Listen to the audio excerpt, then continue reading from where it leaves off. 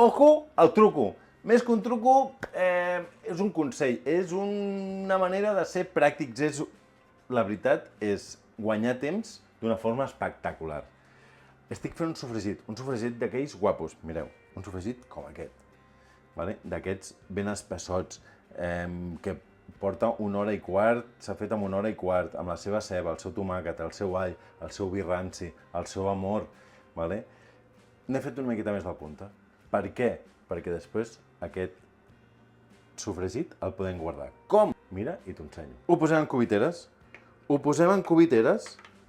Posem el nostre sofregit en cubitera, ho deixem refredar, ho filmem i això ho portem al congelador.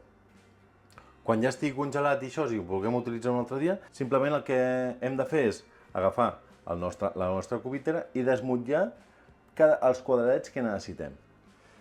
Cada quadradet d'aquests, més o menys, equival a una persona. A una persona, bé, vull dir, sense ser rates, perquè realment és un sofregit concentradet.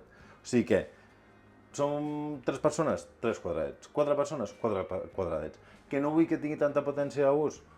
Doncs un d'aquests 1,5 per persona. Si som 4, poso 2, per exemple. I així puc allargar. I això ens facilita i ens dona uns avantatges espectaculars. O sigui que, Bigfoots, segueix-me per més trucos com aquest.